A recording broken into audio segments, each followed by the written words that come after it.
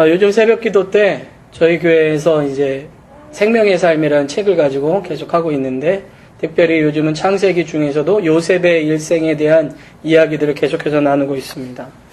요셉은 알고 계신지 모르겠지만 하나님께서 선택하신 아브라함, 이삭, 야곱, 그리고 야곱의 12형제 중에 하나가 바로 요셉입니다. 특별히 이 요셉이라는 사람은 야곱의 12아들 중에서 11번째 되는 아들입니다. 11번째 그러면 굉장히 애매합니다. 첫째는 보통 그래도 장자 그러잖아요. 그죠? 막내는 막내라서 귀엽다 이렇게 생각되는데 11번째는 이것도 아니고 저것도 아닌 것 같지만 사실 요셉은 야곱에게 있어서는 굉장히 중요한 아들 중에 하나입니다. 왜냐하면 야곱이 형 에서 때문에 자기 집에서 이제 살지 못하고 바단 아람이라는 삼촌이 있는 집이 있는 이 라반이라는 삼촌과 외삼촌과 함께 지내게 됩니다. 그런데 이 라반이라는 외삼촌에게는 2명의 딸이 있었어요. 레아와 라헬이라는 딸이죠. 그 중에서도 2번째 딸인 라헬을 너무나도 사랑했습니다. 그래서 이 딸과 이 라헬이라는 여인과 결혼하기 위해서 7년 동안을 열심히 일했습니다. 그 여인을 얻기 위해서. 그러니 얼마나 귀한 여자예요. 7년 동안을 몸 바쳐서 얻은 여자잖아요. 성경에서는 얼마나 이 여인을 사랑하면서 그 7년을 보냈는지 수일처럼 지냈다 이렇게 이야기합니다. 그래서 수일처럼 지내고 이제 아름다운 신방을 꾸미려고 결혼을 딱 하고, 아마 여러분들이 성경을 읽어봐서 아시겠지만 이스라엘은 이렇게 결혼식을 하나 봐요. 결혼식을 하고 밤에 신부가 아마 신랑과 같이 잠자리에 들면서 본격적으로 시작이 되는 것 같습니다. 밤에 이제 여인이 옆에 누웠는데 라헬이겠거니 하고 같이 잠을 자고 아침에 딱 일어났더니 삼촌의 첫 번째 딸인 레아가 옆에 누워 있는 거예요. 너무 당황스러웠죠. 그래서 삼촌한테 따진 겁니다. 왜 삼촌, 저는 라헬을 사랑해서 7년 동안을 봉사했는데 이 레아를 저에게 주셨습니까? 라고 얘기했더니 삼촌 라반이 얘기합니다. 우리 동네에서는 첫째가 시집가지 않으면 둘째 못 간다. 이렇게 얘기하는 거예요. 그러니까 너가 이제는 이 결혼의 기념날인 7일 동안을 채우고 그러면 내가 다시 라헬을 줄 테니까 7년 동안을 일해라 그러는 거예요. 한마디로 14년을 일해서 얻은 아내, 그 아내가 라헬이라는 아내입니다. 얼마나 소중한 아내예요. 그렇죠? 그런데 이제 레아와 라헬하고 결혼했는데 하나님께서 아이를 주시는데 레아에게서만 아이가 나게 하시는 거예요. 라헬은 아이를 못 낳고. 레아가 아들 넷을 스트레이트로 그냥 쫙 낳습니다. 그러니까 라헬이 혹시 아이들 낳는 것 때문에 언니에게 자기 남편의 사랑이 뺏길까봐 자기의 첩을 보내는 거예요. 첩을 통해서라도 애 낳게 하라고. 그래서 첩을 또 보냈습니다. 그래서 애를 낳았어요. 그러니까 이제 이 레아라는 여자가 아들 넷을 낳았지만 이쪽에서 첩을 통해서 아이를 낳으니까 불안해지기 시작했어요.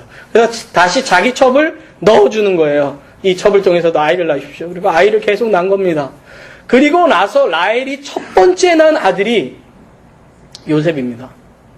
그러니까 야곱에게 진짜 사랑하는 첫 번째 아들은 첫째 아들인 르우벤이 아니라 요셉이라는 아들인 거예요. 14년을 연애하고 자기가 사랑하는 여인과 오랜 시간을 사랑하고 기다리다가 낳은 그 첫 번째 아들. 얼마나 이뻤겠습니까? 그러니까 다른 아들과는 차별을 두기 시작했어요. 이 야곱이요. 그래서 요셉이라는 아들에게만 채색 옷을 해 입혔습니다. 쉽게 말해서 다른 아들들에게는 면으로 된 옷을 입혔다면 이 아이에게는 비단으로 된 옷을 입힌 거죠. 화려한 옷으로. 그런데 이 옷이 단순히 화려하다라는 의미를 주는 것이 아니라 채색 옷이라는 의미에는 이 아이가 상속권을 받을 수 있다라는 의미까지도 포함되고 있는 겁니다. 왜냐하면 장자들은 그때 당시에 달랐기 때문에. 그러니까 형들이 보기에 이 요셉이라는 동생은 굉장히 기분 나쁜 동생이에요. 동생으로 태어났지만 아버지의 사랑 독차지하죠. 옷도 화려하게 자기 혼자 하고 있죠. 어쩌면은 그 상속의 첫 번째가 그가 될 수 있으니까 형들의 마음속에 불평이 있을 수밖에 없는 상황입니다. 그런데 이 요셉이라는 아이가 굉장히 철이 없었던 것 같아요. 형들이 잘못한 것을 아버지에게 가서 이야기를 했습니다. 고자질이죠. 우리말로 하면. 그러니까 그것으로 인해서 아버지가 가만히 있었겠어요? 형들을 또 책망했죠. 그러니까 형들이 미워하는 마음이 더 생겼습니다. 그 정도 되면 웬만한 사람은 눈치가 있습니다. 형들이 나를 미워하는구나.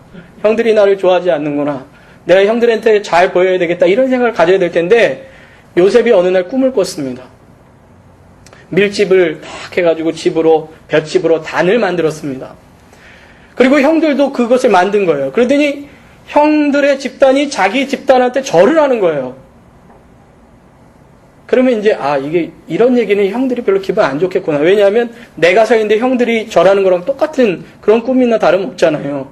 그러면 참았어야 되는데 이 요셉이 또 형들에게 나가서 형님들 보십시오 라고 하면서 형님들 앞에서 이 꿈 얘기를 하는 거예요. 형님들 제가 꿈을 꿨는데 형님들이 저한테 이렇게 절하는 꿈을 꿨습니다. 그랬더니 더 기분 나쁘죠. 그럼 벌써 형들이 울그락불그락 이렇게 하는 게 보이잖아요. 그럼 또 참아야 되는데 며칠 후에 또 꿈을 꿨습니다. 이번에는 해와 달과 11별들이 자기 별에게 절하는 꿈이에요. 다른 말로 하면 뭡니까? 아버지와 어머니와 자기의 형제들이 다 자기한테 절하는 꿈을 꾼 거예요. 그럼 이제는 좀 입을 가만히 좀 둘 필요가 있잖아요. 요셉이 가만히 있질 않았어요. 또 나가서 또 얘기하는 거예요. 형들 나 또 신기한 꿈을 꿨는데요. 이 꿈에는 이번에는 그러니까 해와 달과 별들이 다 저한테 절하는 겁니다. 형들이 이 마음이 좋지가 않았어요. 그래 너 잘났다 이런 생각을 가졌겠죠. 그래 네가 얼마나 높아지나 보자 그런 마음 들었는지도 모르겠습니다. 근데 어느 날 이 형들이 양을 치고 있는데 아버지 야곱이 요셉에게 심부름을 시켰습니다. 야 형들이 세겜이라는 곳에서 양을 치고 있으니까 형들 보러 가라. 형들이 잘 양을 치고 있나 보라. 갔더니 세겜에서 없어요. 도단이라는 곳으로 갔대요. 그래서 도단이라는 곳으로 갔더니 형들이 있는데 형들이 자기를 반겨줄 줄 알았더니 갑자기 자기를 붙잡더니 옷을 벗기는 거예요. 그리고 그를 구덩이에다가 던져놓고 죽이려고 하는 겁니다. 울면서 살려달라고 했겠죠. 그런데 이 형들은 처음에는 죽이려고 했는데 그래도 형제니까 피부친데 어떻게 죽일 수 있겠어요. 멀리서 미디안 사람들의 상인이 애굽으로 내려가는 모습을 보고 그들에게 동생을 은 20을 받고 팝니다. 그래서 요셉은 사랑받던 아들에서 하루아침에 노예로 팔려가는 신세가 된 거예요. 근데 이제 애굽 땅으로 갔는데 애굽에서 그래도 사람이 어느 집의 종이냐가 참 중요한 것 같아요. 이 요셉은 그래도 좋은 집의 종으로 됐습니다. 그때 당시에 강대국이라고 생각할 수 있는 이집트라는 나라, 애굽이라고 불려지는 이 나라의 왕의 시위대장, 지금으로 말하면 경호실장? 그 정도 되는 사람의 집에 하인으로 들어간 거예요. 억울하기도 하고 힘들기도 했겠지만 열심히 일했습니다. 특별히 하나님의 손이 함께 해주시고 하나님이 인도해 주심으로 요셉이 하는 일마다 잘 되니까 사람들이 이렇게 생각했습니다. 왜 쟤는 하는 일이 잘 될까? 그가 믿는 신이 도와주나 보다 이렇게 생각했습니다. 그 주인마저도 하나님이 함께 하심으로 쟤 때문에 우리가 복 받는구나 이렇게 생각을 하게 됐어요. 그래서 그 아이를 어떻게 했냐면 그 가정의 가정총무로 삼았습니다. 모든 집안의 경제적인 일들을 대소사를 다 이 요셉을 통해서 하도록 만들었습니다. 자 이제 어느 정도 안정이 됐죠. 기쁠만 할 때에 하필이면 그 주인 집에 아줌마가 꼬시기 시작하는 겁니다. 이제 17세에 아마 팔려가서 그 동안 이제 지내면서 노예로서 이렇게 자리를 잡았으니까 한 20대쯤 되지 않았을까요? 20대쯤 노예로 일했으니 얼마나 힘을 또 썼겠어요. 그러니까 몸도 아마 좋았고 스마트해서 일도 잘하고 하니까 이 여인이 이 아줌마가 마음이 뺏긴 것 같아요. 자기 남편은 이제 바쁘니까 얼굴 자주 못 보는데 이 하인은 늘 보니까 그런 것 같아요. 그래가지고 꼬셨는데 이 요셉은 이것이 하나님 앞에서 범죄라는 생각을 하게 됐어요. 그래서 안 되겠다. 안 됩니다. 라고 얘기를 했어요. 근데 자꾸 그러니까 이제는 그 여인을 피하기 시작했습니다. 그래서 성경에도 뭐라고 얘기하냐면 음란은 피하라고 그랬어요. 여러분에게 약한 것들은요. 여러분이 약한 것들은 그 자리에서 대적하려고 하지 마세요. 피하세요. 아까 일부 예배 때도 얘기했죠. 만약에 내가 알코올 중독이라고 생각해 보시죠. 알코올 중독자는 술자리로 가면 안 됩니다. 나는 예수 그리스도의 이름으로 대적해야지. 그리고 술자리에 갔다가는 홀랑 넘어가요. 될 수가 없습니다. 피하는 게 제일 좋은 거예요. 그래서 요셉도 피했습니다. 어떻게 하면 그 여인을 마주치지 않을까 해서 피해 다녔는데 어느 날은 집주인 집에 딱 들어갔어요. 들어갔는데 이 여인이 사람들을 다 내보내고 아마 제가 봤을 때는 야시시한 옷을 입고 기다리고 있지 않았을까 해요. 왜냐하면 동침하자 그러는 거니까. 뭐 가죽 잠바 입고 있지는 않았잖아요. 그러니까 또 꼬시는 거예요. 그런데 요셉은 그럴 수 없다라는 마음으로 도망치려고 했습니다. 나가려고 했어요. 근데 이 여인이 그 요셉의 옷을 붙잡았어요. 그러나 이 요셉은 옷이 벗겨지더라도 이 자리와 순간은 면해야 되겠다는 마음으로 나갔는데 옷이 남아있으니까 이제 이 여자가 계속 자기를 거부하니까 이제 기분이 나빠진 거죠. 아마 이렇게 자기가 하려던 일이 잘 안 되고 계속 거부감이 생기니까 미워하는 마음이 생겼는 것 같아요. 그래서 머리로 생각을 했습니다. 그리고 실행에 옮겼어요. 히브리 종이 나를 겁탈하려고 그랬다고. 사람들에게 다 떠벌린 겁니다. 그러니까 하루아침에 어떻게 된 거죠? 강간미수범이 될 수밖에 없는 거예요. 남편이 올 때까지 기다렸다가 여보 당신이 데리고 온 당신이 신임하는 저 히브리 종이 나를 겁탈하려고 그랬어요. 막 그러면서 울지 않았겠어요? 눈물 툭툭 흘리면서. 그러니까 이 시위대장이 그냥 놔두지 않고 감옥에 가두었는데 그 감옥은 왕의 죄수들입니다. 왕의 죄수들은 그냥 일반 죄수들이 아니라 쉽게 말하면 정치범이고 왕에게 뭔가 실수를 했던 사람들이니까 아마 낮은 지위의 사람들이기보다는 아마 높은 지위에서 뭔가 실수했던 사람들이 있던 곳이었던 것 같습니다. 감옥에 갔어요. 감옥에 가서는 아마 처음에는 굉장히 힘들었을 것 같아요. 왜냐? 생각해보세요. 요셉은 애굽 사람이 아닙니다. 타 민족 사람이 노예로 팔려온 겁니다. 지금으로 따지면 한국이라고 치죠. 한국인데 저 다른 나라에 어디 아시아에 잘 못 사는 나라에서 어떤 애가 하나가 팔려왔어요.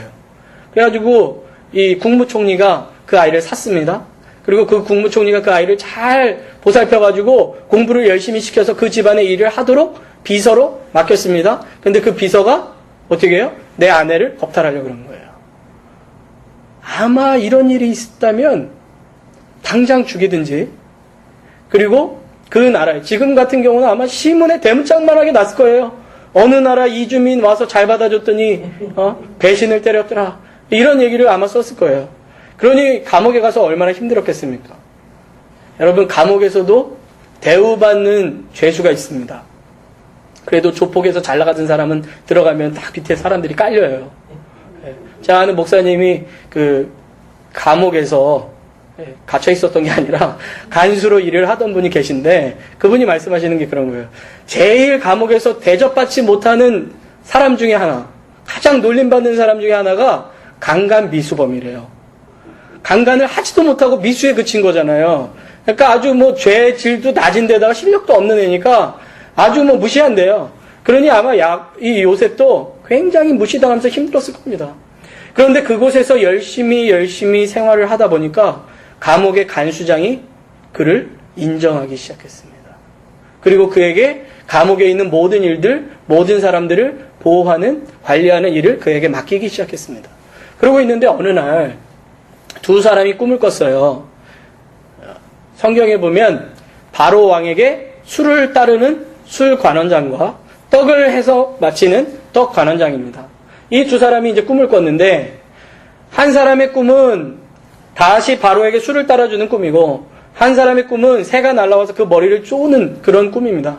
한마디로 말해서 술 따르는 관원장은 복직되고 떡 만드는 사람은 죽게 된다는 그런 꿈이죠. 근데 그 꿈을 그 사람들은 도대체 무슨 꿈인지 몰랐는데 요셉이 풀어준 거예요.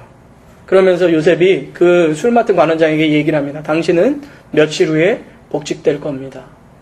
당신이 복직될 때 나를 기억해 주십시오.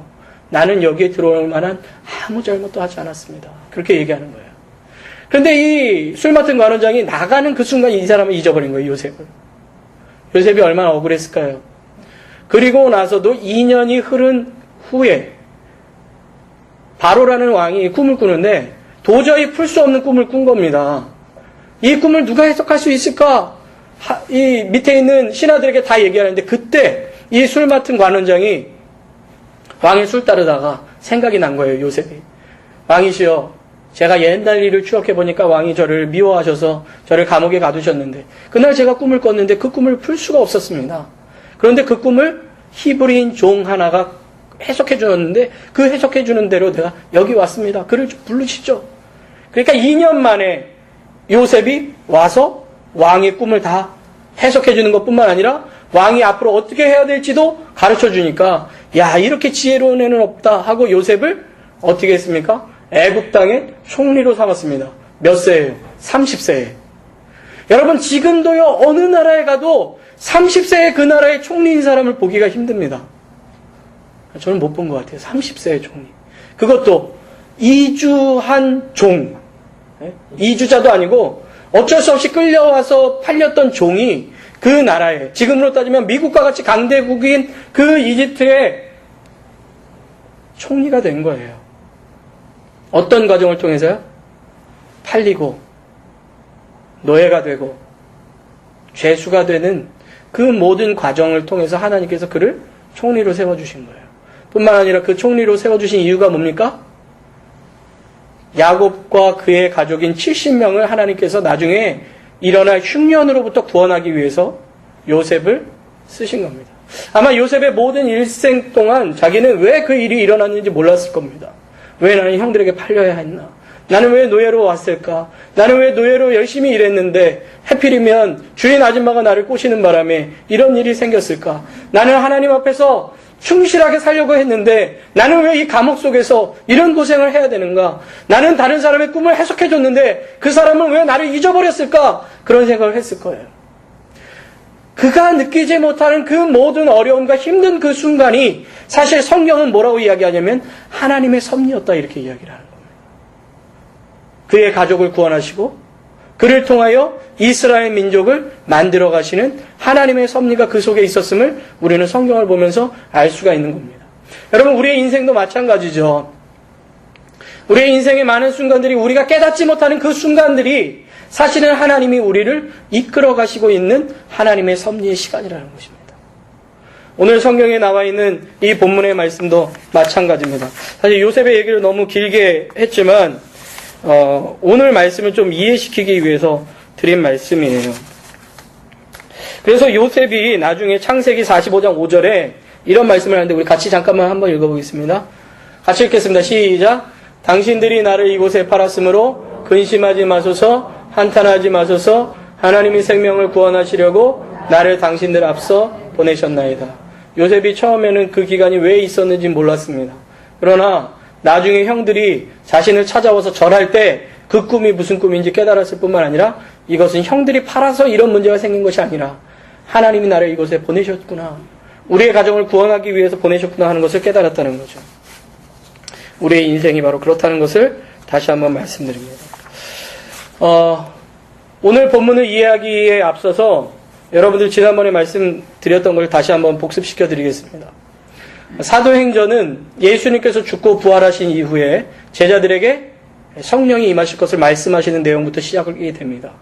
오직 성령이 너희에게 임하시면 너희가 권능을 받고 예루살렘과 온 유대와 사마리아와 땅끝까지 이르러 내 증인들이라 하시는 말씀으로 시작됩니다. 그런데 정말로 오순절날 성령이 임하시고 제자들이 증인으로서 살기 시작하면서 예루살렘에서 온 유대로 그리고 온 유대에서 박해로 말미암아 사람들이 퍼져나가면서 사마리아 땅까지 복음이 전해지는 내용이 나타나게 됩니다. 그래서 9장 30절에는 9장 31절에는 이렇게 끝난 거예요. 그리하여 온 유대와 갈릴리와 사마리아 교회가 평안하여 든든히 서가고 주를 경외함과 성령의 위로로 진행하여 수가 더 많아지니라. 하나님의 인도하심을 따라 교회가 사마리아 교회까지 든든하게 세워졌다 하는 얘기를 하면서 사도행전의 일부의 얘기를 여기서 끝냅니다. 그래서 오늘 우리가 읽은 말씀은 땅끝까지 복음이 전해지는 것에 대한 2부의 서론이라고 볼 수 있는 거예요. 그래서 굉장히 중요해요. 이방에게 복음이 전해지는 그 시작이 처음에 우리가 아는 것처럼 바울이 아니라 베드로로부터 시작되고 있다는 것을 오늘 성경은 우리에게 이야기해 주고 있습니다. 오늘 성경 말씀을 보면 이렇게 됩니다. 때에 베드로가 사방으로 두루 행하다가 루다에 사는 성도들에게도 내려갔다라고 얘기합니다. 이때는 언제냐 하면 쉽게 말해서 박해를 계속 받다가 이제 박해가 완화되고 박해의 주범 중에 하나였던 사울이 예수님을 만나서 변화돼서 다시 자기의 고향으로 내려간 그 후입니다. 그때에 이제 베드로가 그 박해로 인해서 퍼져나갔던 그 성도들이 있는 교회를 신방하기로 결심을 했습니다. 그래서 오늘 성경에 보면 사방으로 두루 행했다 이 표현이 헬라어 원어로 보면 곳곳을 관통했다라는 표현입니다. 그러니까 성도들이 있는 곳을 곳곳으로 다 다니면서 그들을 만나고 지나다녔다라는 거죠. 그러면서 어디를 가게 되냐면 루다라는 곳으로 가게 됩니다. 지도를 잠깐 보시겠습니다. 밑에 보여주세요. 밑으로 내려주세요. 네. 여기 보면 예루살렘 밑에 보이시죠? 안 보이세요? 예루살렘인데 예루살렘에서 루다라는 곳까지 가게 되는데 이 루다라는 곳은 30마일 정도 떨어진 거리입니다. 우리로 따지면 50km 정도로 떨어진 곳이죠. 거기에 갔는데 거기에서 애니아라는 사람을 만나죠. 애니아는 여자일까요? 남자일까요? 이름은 여자 같지만 남자입니다. 그때 당시 헬라식 이름 중에 가장 흔한 이름이 애니아라는 이름이에요. 영어로 따지면 저는 예전에 몰랐는데 누가 그러시더라고요. 저보고 존슨이라는 이름이 그렇게 미국의 흔한 이름이라면서요? 아니에요? 아니면 말고요.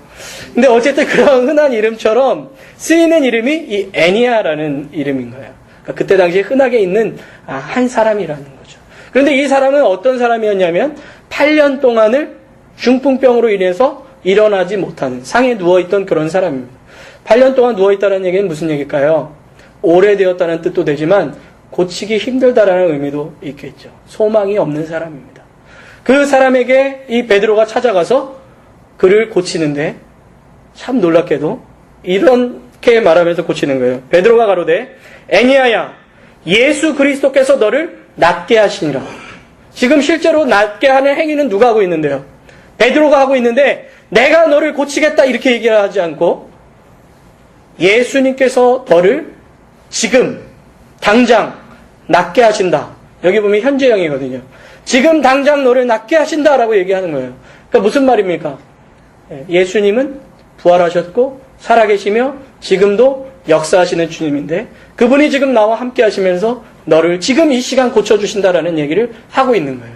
그런데 이 사건이 굉장히 참 재밌는 게 예수님께서 이 병자들을 고칠 때 중풍병자를 일으킬 때도 그렇게 말씀하시거든요. 일어나 걸으라 하면서 내 침상을 가지고 가라라고 말씀하시는데 여기도 동일하게 내 자리를 정돈해라 이렇게 말하는 거예요. 그러면서 일어나라 라고 말씀하시는데 진짜 일어난 거예요. 8년 동안 일어나 보지 못했던 사람이 벌떡 일어난 겁니다. 그러니까 그 지역에 있는 사람들이 놀란 거죠. 다 봤으니까. 루다의 소문이 퍼지고 그곳에 주변에 있는 평원인 사론이라는 평원까지 다 소문이 퍼졌습니다. 뿐만 아니라 퍼진 것만 아니라 많은 사람들이 예수님을 믿게 됐죠. 얼마나 많았는지 성경에는 많았다라고 표현하지 않고 다라고 표현합니다. 모든 사람이 이렇게 표현하는 거예요. 그러니까 그 정도로 많은 사람들이 이 베드로가 예수 그리스도의 이름으로 이적을 일으킨 것 때문에 예수님을 믿게 됐습니다. 그런데 이 소문이 점점 퍼져서 어디까지 퍼지냐면 욥바라고 여기 보이시죠? 바로 위에 16km 정도 떨어진 한 10마일 정도 떨어진 곳에 욥바라는 항구 도시가 있었어요. 욥바라는 항구 도시는 구약에도 나오죠. 요나라는 사람이 하나님께서 다시스로 가라고, 니느웨로 가라고 하셨는데, 니느웨로 가지 않고 다시스로 도망치려고 갔던 곳이 욥바라는 항구입니다. 근데 어쨌든, 도시까지 소문이 퍼졌어요. 그런 때에, 오늘 성경에 때에 이런 표현이 많이 드는데, 욥바에 다비다라는 여자가 있었습니다. 오늘 성경 말씀에는 도르가라는 이름도 있었다고 얘기해요. 다비다와 도르가는 똑같은 이름입니다. 다비다는 아람어고, 도르가는 헬라어입니다. 그냥 다른 나라 말로 똑같은 이름을 지칭했는데 가젤이라는 뜻입니다. 가젤이 뭔지 아세요? 동물의 왕국에 보면 맨날 치타가 쫓아다니는 그 사슴같이 생겼는데 굉장히 빠른 거 있잖아요. 걔가 가젤이거든요. 성경에서는 노루, 암사슴 이런 표현으로 번역하기도 하는데 어쨌든 그런 이름을 가진 여자입니다. 아름답다라는 표현이죠.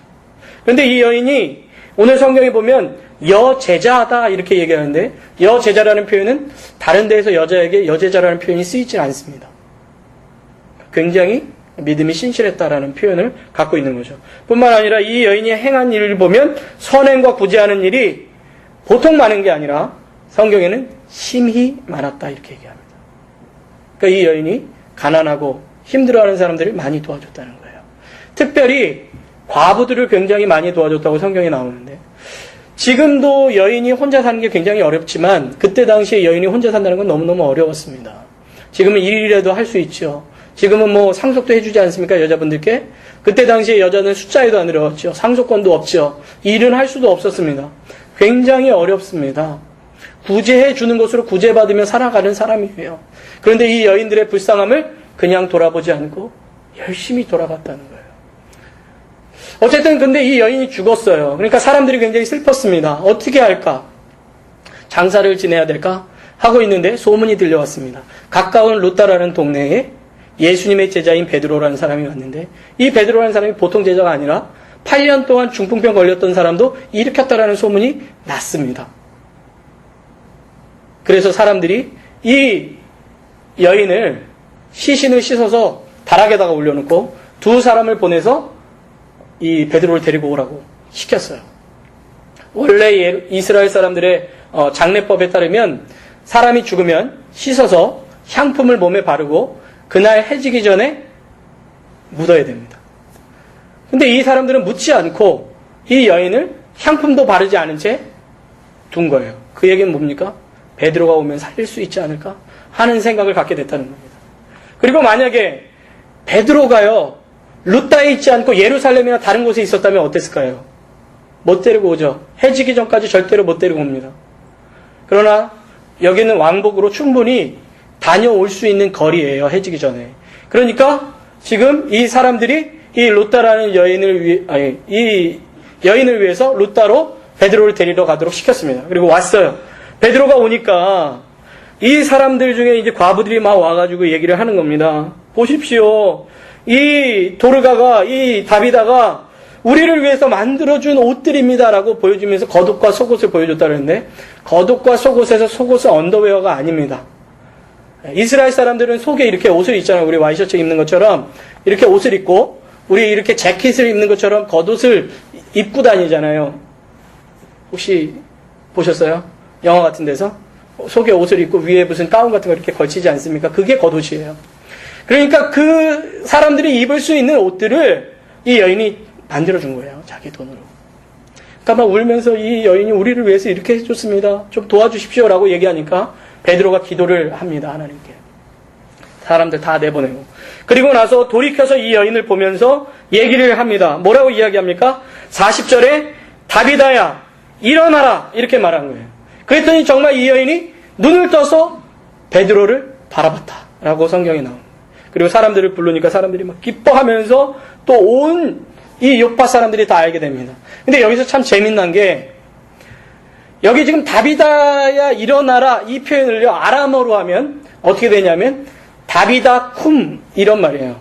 어디서 많이 들어본 것 같잖아요. 다다다 쿰 이 얘기 어디서 들어봤습니까? 예, 달리다 쿰. 어디에서죠? 예, 그 야이로라는 사람의 딸이 죽었을 때에 예수님께서 뭐라 그럽니까? 달리다 쿰 그러잖아요. 소녀야 일어나라 하는데 여기서 베드로는 다비다 쿰, 다비다야 일어나라 라고 얘기하는데, 이 다비다 쿰과 달리다 쿰은 딱 철자 하나만 틀려요. 영어 성경을 한번 보세요. 철자 딱 하나 틀려요. 헬라어로. 그러니까 누가는 지금 뭘 얘기하고 싶으냐 하면, 이 지금 베드로가 하는 일은 베드로의 능력이다 이런 걸 얘기하는 게 아니에요. 베드로가 지금 하는 모든 일을 통해서 누가 지금 드러나고 있어요? 예수 그리스도가 드러나고 있는 거예요. 예수님의 이름으로 일으키고 예수 그리스도처럼 그 사람을 살림으로 말미암아 이 모든 것 속에 하나님께서 말씀하신 것처럼 예수 그리스도의 증인으로서, 그 특별히 루따와 욥바라는 지역에는 굉장히 많은 이방인들이 살고 있었습니다. 오히려 이스라엘 사람보다, 유대인들보다는 이방인들이 더 많이 살고 있었어요. 이방인들에게 점점 복음의 문이 열리면서 그 속에 예수 그리스도의 형상이 나타나기 시작했다는 겁니다. 근데 뿐만 아니라 이제 우리가 다음 주에 10장을 볼 텐데요. 10장에 고넬료라는 사람이 나옵니다. 근데 이 고넬료라는 사람이 어디 사냐면, 지도에 보면 맨 위에 가이사랴라는 곳 보이시죠? 안 보이세요? 50km 정도 떨어진 곳이에요. 그러니까 예루살렘에서 욥바, 욥바에서 가이사랴까지가 절반이에요. 딱 욥바가 가운데 되는 곳이에요. 그런데 이 고넬료라는 사람이 꿈을 꾸는데 하나님께서 뭐라고 말씀하시냐 하면, 야 고넬료야, 지금 욥바에 시몬이라는 사람의 집에, 해변가에 있는 시몬이라는 사람의 집에 베드로가 있다. 그를 데려와라. 지금 하나님께서 이 베드로를 점점 어디를 향해서 가게 만드는 겁니까? 이방인을 향해서 가게 만들고 계시는 거예요. 예루살렘에서 루따로, 루따에서 요빠로, 요빠에서 가이사랴로 점점 보내면서 그 곳을 지날 때마다 이방인들이 있는 지역에 예수 그리스도의 이름으로 능력을 행함으로 예수 그리스도를 전파할 수 있는 일들을 하게 만드시는 겁니다. 아마 베드로도 요셉처럼 내가 왜 루따까지 와서 여기서 애니아를 고쳤을까라고 생각했을지도 모르죠. 애니아를 고친 것까지는 있는데 왜 사람들이 나를 요빠까지 데리고 와서 고치게 만들었을까? 하나님께서는 무슨 뜻이 있었을까라고 생각했는지도 모르겠습니다. 뿐만 아니라 오늘 성경 마지막 절에는 이렇게 나옵니다. 베드로가 요빠에 여러 날 있어 시몬이라는 피장의 집에서 유하니라. 피장이라는 사람이 어떤 사람이냐면 죽은 가축에게서 가죽을 벗겨서 그 가죽으로 물건을 만드는 사람입니다. 그런데 유대인들은 가죽을 만드는 이 피장이라는 사람을 부정하게 봤어요. 왜요? 시체를 만져야 되고 피를 만져야 되기 때문에. 그래서 그런 사람들과는 가까이 하지도 않을 뿐더러 그 사람들의 집에는 들어가지도 않습니다. 그런데 지금 베드로가 어디 있다고요? 그 부정한 사람의 집에 있는 거예요. 당시의 유대 율법으로 따지면 굉장히 부정한 사람의 집에서 여러 날 머무는 겁니다. 여러분, 여러 날 시몬이 머물면서, 이 베드로가 머물면서 멀리 떨어져서 말도 안 하고 식사도 안 하고 있었을까요? 아니겠죠. 식사하고 교제하면서 그 사람의 도움을 받았겠죠. 그러면서 뭘 느꼈을까 저는 한번 생각을 해봅니다. 아마 베드로가 많은 사람들이 부정하다고 얘기하는 이 사람이 아니라면 우리는 가죽으로 된 옷도 입을 수 없고 가죽으로 된 책을 가질 수도 없고 가죽으로 된 물건을 하나도 얻을 수 없으며 가죽으로 된 샌들도 얻을 수 없다는 것을 알지 않았을까요? 사람들은 부정하다고 생각할지 모르는 그 직업이 우리로 하여금 굉장히 지금 유익하게 하고 있다는 것을 느끼지 않았을까요? 그러면서 하나님께서 만드신 그 직업 중에 어떤 것도 주님 앞에서 속된 것이 없다는 것을 알지 않았을까요? 그렇기 때문에 나중에 10장에 보면 꿈을 꾸면서 주님께서 부정한 짐승을 보여주십니다. 처음에는 안 돼요 하다가 결국에는 가게 돼요. 그런데 참 놀랍게도 구약에 보면 에스겔이라는 선지자가 있는데 그 선지자에게 하나님께서 비슷한 얘기를 했을 때 그 에스겔이라는 선지자는 저는 도저히 안 됩니다. 저는 거룩한 자입니다. 라고 얘기를 해요. 비슷한 사건 속에서. 그런데 시몬은 그것을 받아들입니다. 어떻게 해요? 주님께서 그로 하여금 이방인의 땅으로 점점 들어가게 하시고 그곳에서 자기의 마음을 바꿀 수 있는 사람들을 만들어 가고 계셨기 때문에 그래요. 어떻게 보면 우연인 것 같을 수 있는 이 루따와 요빠로 가는 그 사건들, 시몬이라는 사람의 집에 머물게 되는 그 사건이 사실은 하나님께서 이방인들을 구원시키는 놀라운 사건 속으로 이끌고 가시는 하나님의 놀라운 섭리라는 것을 발견할 수가 있는 것입니다. 뿐만 아니라 나중에 고넬료를 만나는 사건은 나중에 사도들이 회의를 합니다. 이방인들을 율법으로 가르쳐야 되는 거냐 아니냐 하는 회의를 할 때에 베드로가 고넬료를 만난 것에 대한 고백을 함으로 말미암아 예수 그리스도는 이방인이나 유대인이나 누구나 예수 그리스도를 믿음으로 구원받는다는 것을 분명하게 선포하게 되는 사건이 되는 거예요. 나중에 그래서 이방인들에게 예수 그리스도라는 복음을 전하게 되는, 그래서 바울이 복음을 좀 더 쉽게 전할 수 있는 그 길을 지금 베드로가 닦아주고 있는데 이 모든 길이 사실은 어떤 사람의 능력으로 되어지는 일들이 아니라 하나님의 모든 계획과 섭리 속에서 이루어지고 있다는 것을 이야기하고 있는 겁니다. 다시 한번 말씀드리면 여러분, 우리의 삶에 있는 모든 삶의 순간들이 우리는 때때로 우연이라고 생각할 수도 있고 하나님이 하필이면 나를 왜 이곳에 보내주셨을까? 왜 나는 이런 사건들을 만날까라고 생각하는 그 모든 순간이 사실은 하나님이 나를 인도하시는 순간순간들이다라는 것입니다. 제가 아까 일부 예배 때도 말씀드렸는데 제가 이 잭슨빌까지 오게 된 그 경로를 보면 저는 처음에 괌으로 갔잖아요. 예. 미국에 올 거는 생각도 안 하고 괌이라는 곳에서 있다가 저는 선교사로 나가려고 준비하고 있었는데 기도하는 가운데 하나님께서 저를 필라델피아로 가라라는 메시지를 주셨어요. 그래서 필라델피아로 왔습니다. 그 필라델피아에 있는데 저랑 아주 친한 김시령 목사님한테 전화가 온 거잖아요. 그분은 원래 애틀란타에 계셨던 분인데 잭슨빌에 담임 목사로 오게 되면서 저한테 전화를 주신 거예요. 근데 특별히 또 그분이 애들 때문에 병원을 갔는데 백장로님을 만난 거예요. 그러면서 목사님 필요하다고 얘기하는데 그분이 또 저를 생각나게 해서 거기서 연락 온 거죠. 제가 만약에 한국에 있었든지 아직 괌에 있었다면 저는 여기 못 왔을 겁니다. 하나님이 저를 한 군데 한 군데로 인도하시는 거예요. 그리고 이 교회를 오게 하시고 여러분과 또 만남을 갖게 해주신 거죠. 여러분들도 마찬가지 아닙니까? 누가 여기에 지금 잭슨빌에 올 거라고 생각하고 오신 분 몇 분이나 계셨겠습니까? 네? 지금 오늘 이 자리 이곳에서 예배 드릴 수 있을 거라고 누가 생각을 할 수 있었겠습니까?